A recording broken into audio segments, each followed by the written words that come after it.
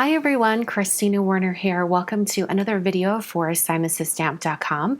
Today I'm going to be doing a bit of watercoloring, putting a little bit of some pearlescent paints in with it, and then doing a little bit of doodling on top. So I'm going to start by taking a 5x7 piece of watercolor paper. This is Strathmore pre-cut 5x7 watercolor paper, and I'm going to mark the very middle of this paper. So it's 5 inches across, so I'm going to mark it at 2.5,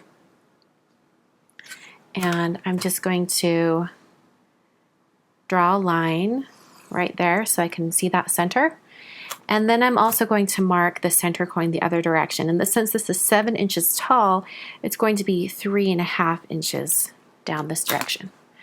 All right, so my plan today is to have 6 equal size squares, making kind of like a window pane pattern on this. So I want each square to be about 1.25 inches. So I'm going to go ahead and cut some cardstock to use as a guide while I draw out where the squares will be. Here's my black square of cardstock. I'm just going to use this as a template. So I want the black square to be right center on this middle line, since I'm going to have 3 squares vertically. So I'm going to make a little mark right here and a mark right here, and now I'm going to draw those pencil lines using my T-square ruler.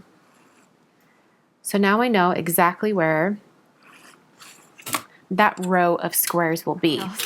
I'm going to take some tape here. Since I'm going to be watercoloring this, I need to use a masking tape.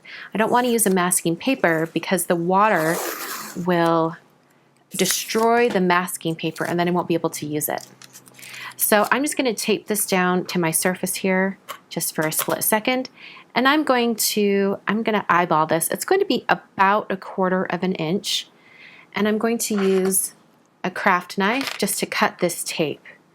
And I'm going to need actually a few strips that are this length. Probably can use this one, cut it apart a little bit. And I'm going to cut another strip so I can use it. I'm just eyeballing these. They don't have to be precise. Okay, taking one of these strips, and I'm going to place it directly over the top of that line that I drew earlier that goes down the center of my card, through the center of this 5x7 watercolor paper. So I have a vertical stripe of masking tape, and then I have these two right here. I'm going to do masking tape above and below. And because it doesn't have to be super, super wide, I'm going to go ahead and cut this tape down so I can use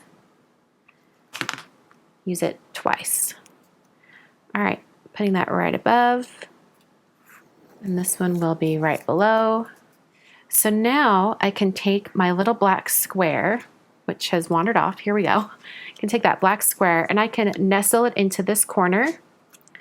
And I can make 2 marks, one on each side. And I'm going to make a mark over here as well.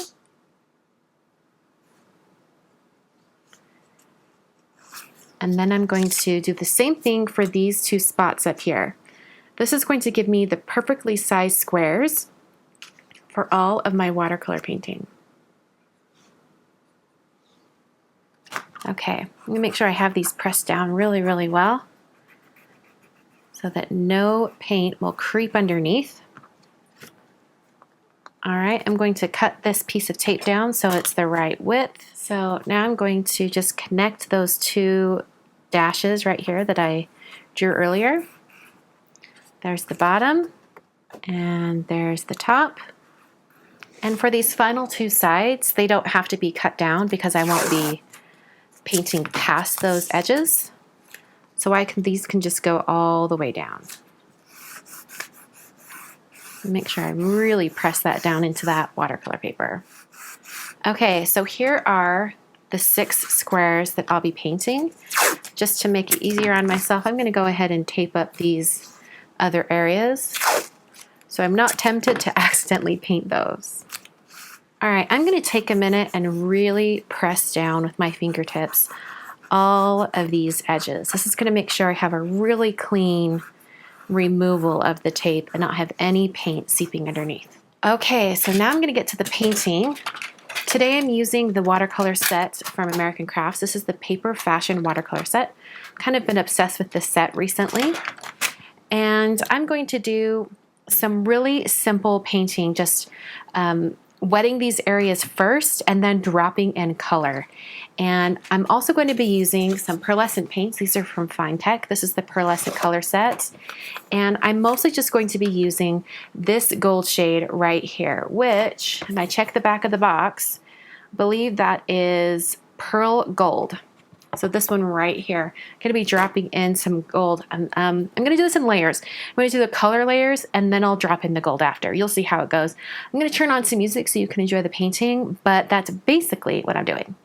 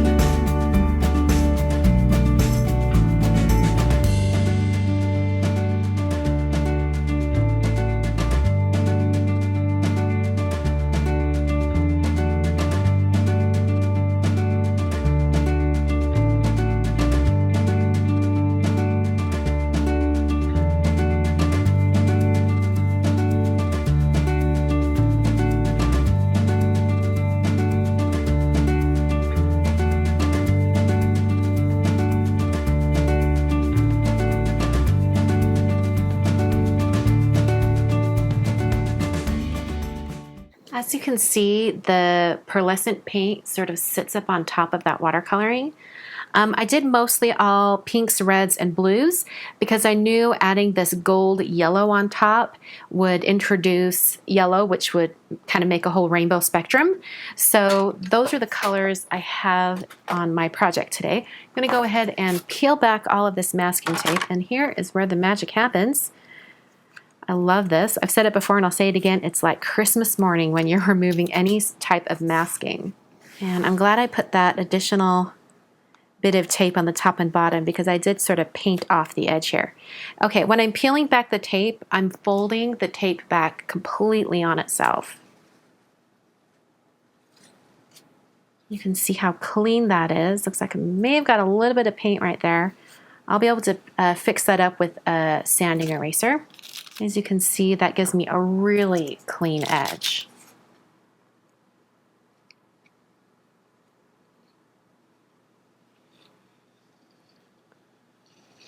Okay, and you can see how clean all of those sections are.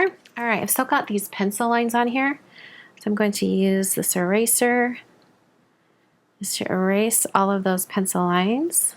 All right, I've got this little dot over here of watercolor. I'm going to zoom in so you guys can see it. This little tiny dot right here. I'm going to use a sand eraser from Tombow. And what this does is it really gently takes away the very top layer of that paper. It's already getting lighter. I'm just going to really gently keep erasing until this paint is completely gone. You could also use just a little bit of water, re-wet the area and sop it up with a paper towel. That tends to help too, but I wanted to show you guys this little trick here. And it really gently sands away that surface so you can barely even see it now. It's practically gone. Now I'm going to take the Hello Darling stamp set from Simon Says Stamp, and I'm going to use all of these little itty bitty individual stamps. So I'm going to grab an acrylic block, and I'm going to be using the Barely Beige ink color because I'm actually going to stamp these and then go over them with a white gel pen. And I'm only going to stamp 3 sections because I want the other sections to be left just as is. I'm going to use just a little bit of Post-it tape. I could have also just left the blue masking tape on, but I totally spaced it, and I will be able to reuse these when I move on to the other squares. So I'm just putting that masking tape around that square. Barely Beige was a little too light, so I'm going to switch to Hydrangea.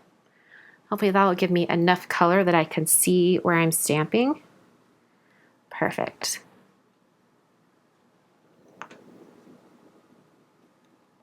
And for this final square, it's just going to be groupings of 3 dots.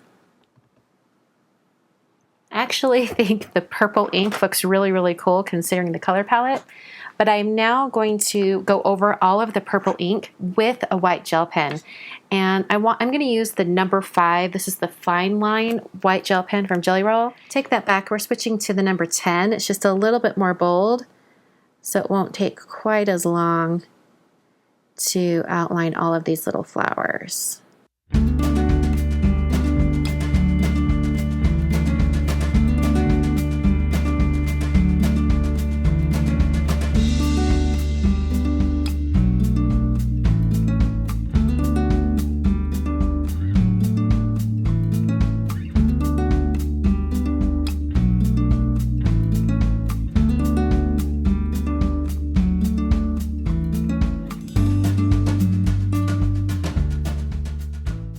For these other sections, I'm going to do just a really simple lined border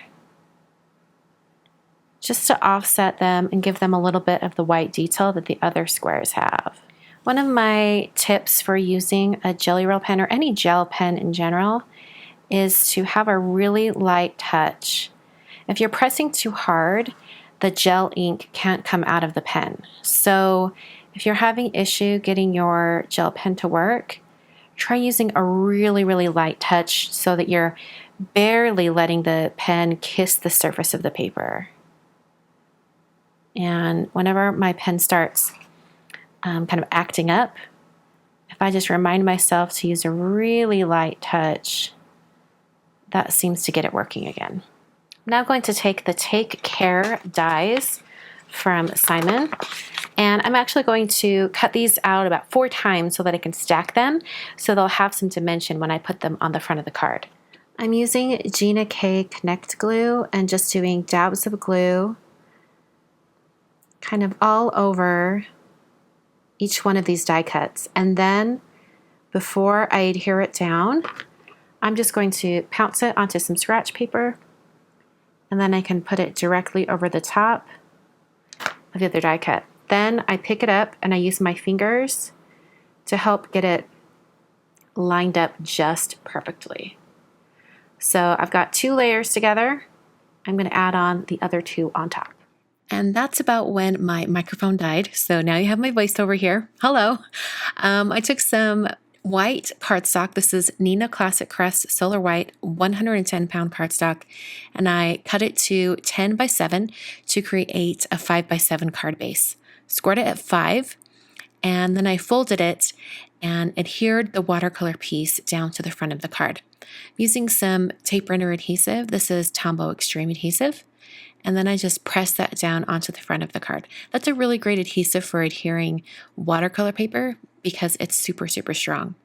Then took that Gina K Designs Connect glue and dabbed it onto the back of each of these words, and then used my tweezers to help get those placed just perfectly on the front of the card. And that is the card for today. You can see that beautiful pearlescent paint right on top of that watercoloring. I think it looks absolutely gorgeous and gives just a little bit of shine to this card. So I want to remind you that you can check out all of the supplies that I used on today's card down below in the video description. All those links go to simonstamp.com so you can purchase those supplies right away. Thank you so much for watching today's video. I appreciate your support. If you want to see more videos like this, make sure you give it a big thumbs up and also subscribe to my YouTube channel and hit that notification bell so you never miss another video again. Once again, thanks for watching, and I'll catch you guys next time.